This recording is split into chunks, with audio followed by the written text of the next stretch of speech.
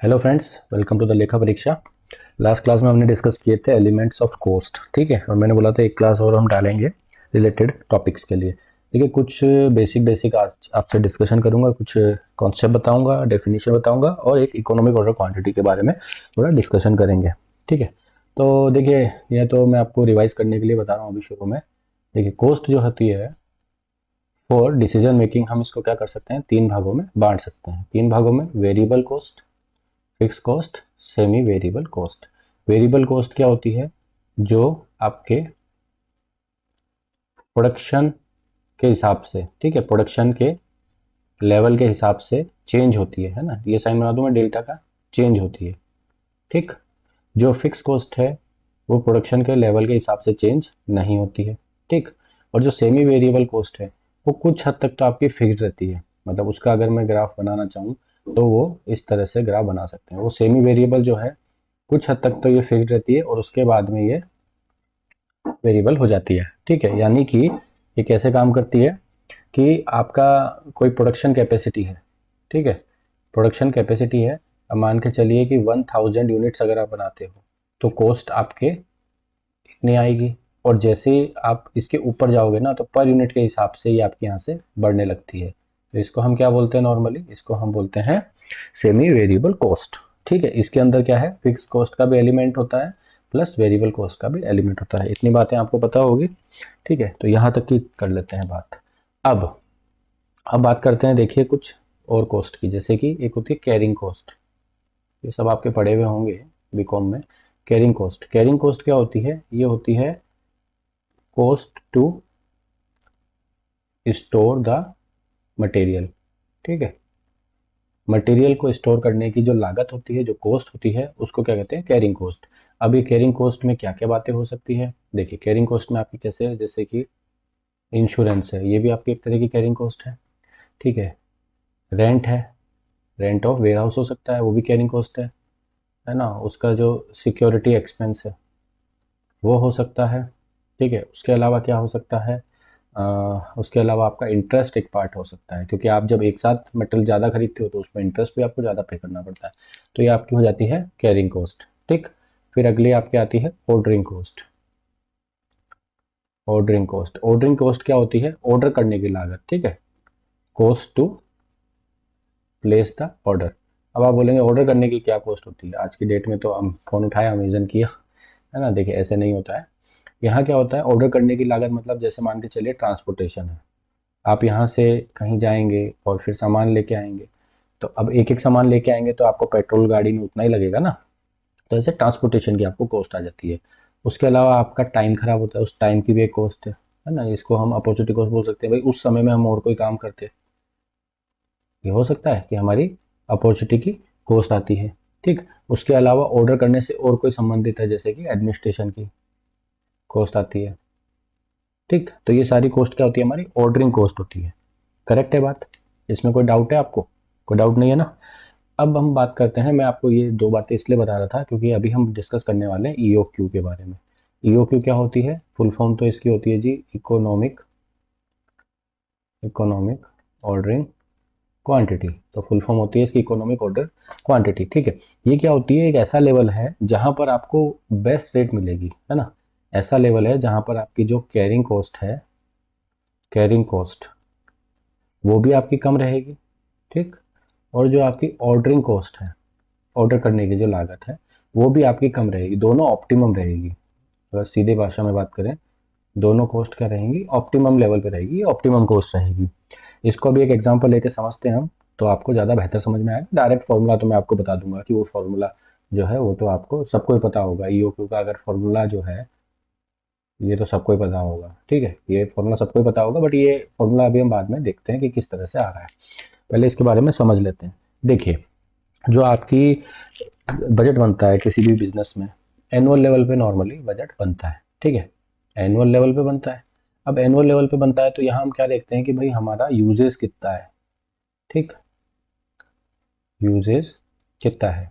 अरे क्या है, एक सेकंड रुकना भाई। यूएसए, ये ऑटोमेटिक ऑन है इसीलिए। यूजेस हमारा कितना है, कितना एनुअल यूजेस। तो इसको हम क्या करते हैं, ए से डिनोट करते हैं, ठीक है बात। उसके बाद में आपकी क्या होती है, ऑर्डरिंग कॉस्ट होती है, ऑर्डरिंग कॉस्ट, ठीक है, इसको हम सी से डिनोट करते हैं नॉर्मली, ठीक है, सी से डिनोट करते हैं हमारी ऑर्डरिंग कॉस्ट। ऑर्डरिंग कॉस्ट क्या होती है हमारी, जैसे आपको एग्जाम में दी भी रहती है कि ऑर्डरिंग कॉस्ट पर ऑर्डर, ठीक है, तो एक ऑर्डर करने की आपकी कॉस्ट दी गई होती है, तो आप जितने ज़्यादा ऑर्डर करेंगे उतनी आपकी कॉस्ट लगती जाएगी। उसके अलावा आपकी कैरिंग कॉस्ट दी हुई जाती है, जिसको स्टोरेज कॉस्ट के नाम से भी दिया रहता है, कैरिंग कॉस्ट या इसको स्टोरेज कॉस्ट के नाम से भी दिया रहता है, ठीक है। तो ये कैरिंग कॉस्ट जो स्टोरेज कॉस्ट है वो क्या होती है, वो ये होती है कि आपकी पर यूनिट में निकाल के आपको दी जाती है, ठीक है, पर यूनिट आपकी कैरिंग कॉस्ट इतनी है, ठीक, तो पर यूनिट कैरिंग कॉस्ट आपको एक कॉस्ट दे दी जाती है, वहाँ भी कोई इशू नहीं है, ठीक है।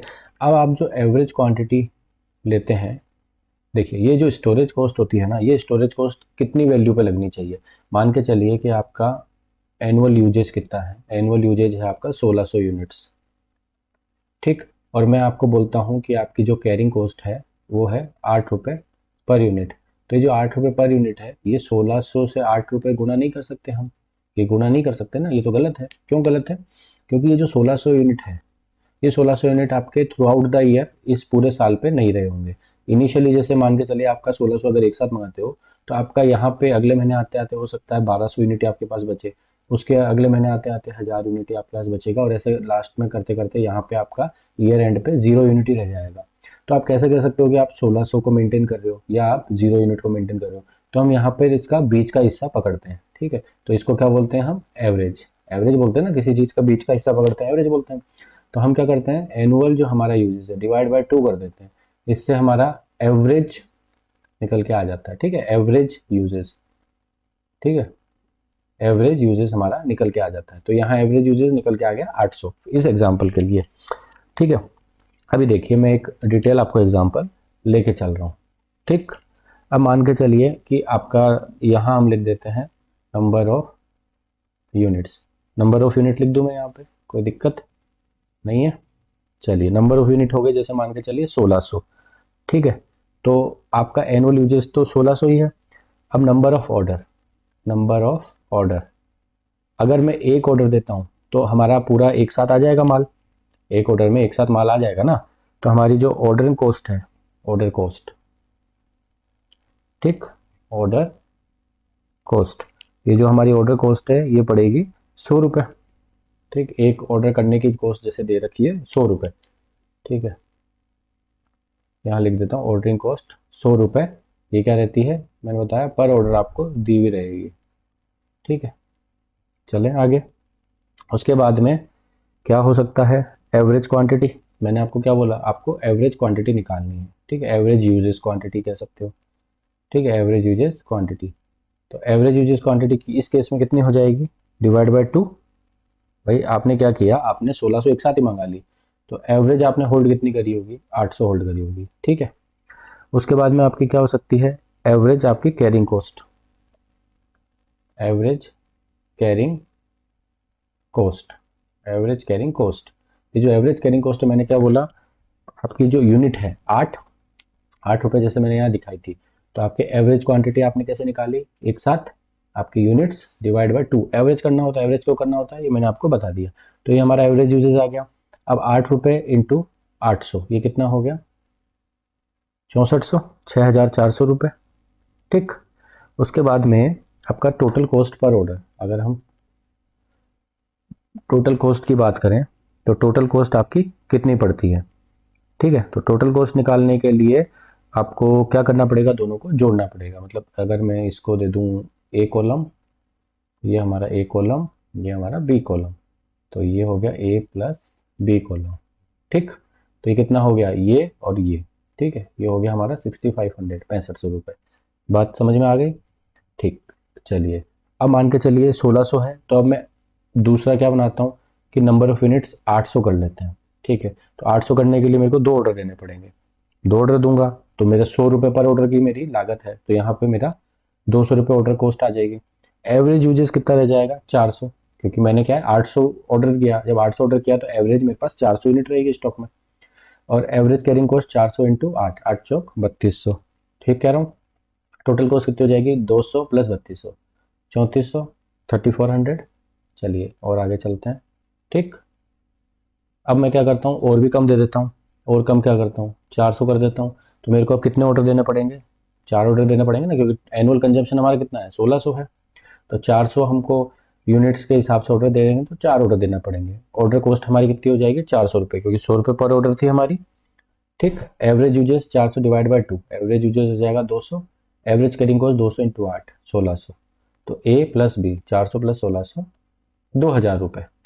ठीक, उसके बाद में क्या हो जाएगा, उसके बाद में हो जाएगा आपका 200। तो 200 number of unit, 200 number of unit तो हमको देनी पड़ेगी 8, 8 देनी पड़ेगी। 8 के केस में आपकी ऑर्डर कॉस्ट कितनी हो जाएगी, 8 8 8 8 नहीं, मतलब ऑर्डर कॉस्ट कितनी थी आपकी 100, तो ये हो जाएगी 800। 800 हुई हमारी ऑर्डर कॉस्ट। ठीक है, तो यूजेज क्वांटिटी कितनी हो जाएगी, 200 डिवाइड बाई 2, 100।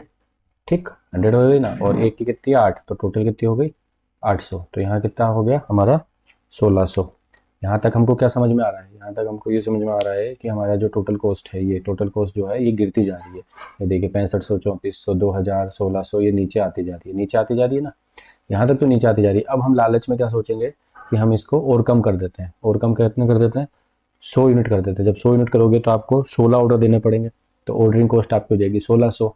और 100 ऑर्डर दोगे तो आपका 50 एवरेज क्वांटिटी, और 8 एक की है तो आपके 50 इंटू 8, 8 पंजे 400। तो 1600 प्लस 400 कितने हो गए आपके 2000। तो यहाँ पर देखा आपने कि कॉस्ट बढ़ गई, यहाँ पर क्या हुआ, आपकी कॉस्ट बढ़ गई है गिरने की बजाय। यानी कि हमको ये समझ में आ गया कि 200 यूनिट जो है ना, ये 200 यूनिट ये हमारा सही हिसाब है। 200 यूनिट में हमारी कॉस्ट आती है total order plus storage cost 1600 रुपये। करेक्ट बात है। तो अब बोलेंगे सर इसको ऐसे थोड़ी निकालेंगे, सारे क्वेश्चन में ऐसे हम डिटेल में निकालने लगे तो हो गया क्वेश्चन फिर तो। देखिए कॉन्सेप्ट के लिए मैंने आपको समझाई थी ये चीज़, तो आपको ये समझ में आ गया कि आपकी जब ऑर्डर क्वांटिटी धीरे धीरे नीचे गिरती है तो एक जगह आके आपका बेस्ट अपॉर्चुनिटी निकल के आती है, किस तरह से आपको ऑर्डर करना, इकोनॉमिक लेवल निकल के आता है। लेकिन उससे नीचे जब आप जाते जाओगे ना, तो अब क्या होता जाएगा, अब आपका ये बढ़ती जाएगी कॉस्ट, ये कॉस्ट आपकी बढ़ती जाएगी। तो ये लेवल मेरे लिए सही है। कौन सा लेवल, ये जो लेवल है 1600 वाला, ये लेवल मेरे लिए बेस्ट लेवल निकल के आ गया। ठीक है, अब इसको फॉर्मूला से अब कैसे कर सकते हैं, देखिए फॉर्मूला अब हम डिराइव करेंगे। तो एक चीज़ आपने क्या देखी कि ये एक ऐसा लेवल है जहाँ पर हमारी ये क्या थी, ऑर्डर कॉस्ट। तो हमारी ऑर्डर कॉस्ट और कैरिंग कॉस्ट दोनों क्या है, बराबर है। यानी कि ये भी हमारी क्या है 800 रुपये है, और ये भी 800 रुपये है। तो EOQ क्या निकल के आ सकती है, तो हमारी EOQ के लिए हम कह सकते हैं economic order quantity is equal to, क्या इक्वल टू, आपके जहाँ पर ऑर्डरिंग कॉस्ट बराबर होगी आपकी कैरिंग कॉस्ट से। ऑर्डरिंग कॉस्ट को हम कैसे डिनोट करते हैं, मैंने बोला था ऑर्डरिंग कॉस्ट को O डिनोट करते हैं, कैरिंग कॉस्ट को C डिनोट करते हैं। ठीक है, इस तरह से हम इसको डिनोट करते हैं। ठीक है, O equal to C, ordering cost would be equal to C carrying cost, वो हमारी क्या निकल के आ जाएगी EOQ। यहाँ कोई डाउट है, यहाँ कोई डाउट नहीं है। ठीक है, उसके नीचे आते हैं, अब इसका डेरिवेशन देखते हैं। देखिए आपकी ऑर्डरिंग कॉस्ट क्या होगी, ऑर्डरिंग कॉस्ट जो है वो क्या होगी आपका annual uses divide by ordering quantity. ठीक, इससे क्या निकल के आई, आपका एनुअल यूजर जैसे 1600 था, आपने ऑर्डर क्वांटिटी करी तो उसमें नंबर ऑफ ऑर्डर आ गए, और नंबर ऑफ ऑर्डर इनटू आपका ऑर्डरिंग कॉस्ट। ऑर्डरिंग कॉस्ट से अगर आप कर दोगे मल्टीप्लाई O से, तो ये आपका क्या निकल के आ गया, ये आपका O निकल के आ गया। ठीक, ये किसके बराबर है, आपकी कैरिंग कॉस्ट से। कैरिंग कॉस्ट क्या है आपकी, ऑर्डरिंग क्वांटिटी, ठीक, डिवाइड बाय 2। मैंने क्या बोला, इसका एवरेज निकालते हैं। क्यों निकालते हैं, क्योंकि कैरिंग कॉस्ट जो स्टोरेज कॉस्ट होती है एवरेज के ऊपर हम पे करते हैं, है ना, एवरेज के ऊपर लगती है, पूरे साल भर वो यूनिट नहीं रहती है। तो मल्टीप्लाई हो जाएगा S से, मल्टीप्लाई किससे हो जाएगा, इस केस में हमारे लिए C से। ठीक है, ये हमारी क्या हो गई, ये हो गई कैरिंग कॉस्ट, ये हो गई हमारी कैरिंग कॉस्ट। अब इस डेरिवेटिव को अगर हम सोल्व करेंगे, तो डेरिवेटिव को सोल्व करने के लिए कोई बड़ा इशू नहीं है। ये 2 जो है, ये 2 हम यहाँ लेके आ सकते हैं, यहाँ से उठा के यहाँ ला सकते हैं। ठीक है, तो 2 हमारा यहाँ से यहाँ आ गया, तो क्या हो जाएगा 2A, और O मल्टीप्लाई हो गया 2A। ठीक, डिवाइड में क्या है हमारा OQ इक्वल टू, ऊपर है हमारा OQ इंटू कैरिंग कॉस्ट। ठीक है, ये ठीक बात है। अब ये अगर इससे मल्टीप्लाई अगर कर देंगे, ठीक, तो क्या हो जाएगा 2AO इक्वल टू OQ का स्क्वायर मल्टीप्लाई बाय C। ठीक, और अगर OQ हमको पता करना है, ये OQ जो है ऑर्डरिंग क्वांटिटी, इसको इधर लेके आ जाएंगे, तो OQ square equal to 2AO, और C नीचे चला जाएगा यहाँ पे, तो 2AO upon C। Then ordering quantity equal to, root हटाना, ये स्क्वायर हटाना, जब स्क्वायर हटाना है तो क्या करेंगे, इसको पूरे को रूट में ले लेंगे, तो 2AO अपॉन C। तो ये ऑर्डरिंग क्वांटिटी निकल के आ गई, और ये एक्चुअली क्या है, ये है इकोनॉमिक ऑर्डर क्वांटिटी। ये एक ऐसी ऑर्डर क्वांटिटी है जहाँ पर हमारी ordering cost is equal to carrying cost. ठीक है, तो समझ में आया ये कैसे काम करता है। तो मिलते हैं नेक्स्ट क्लास में। Okay bye.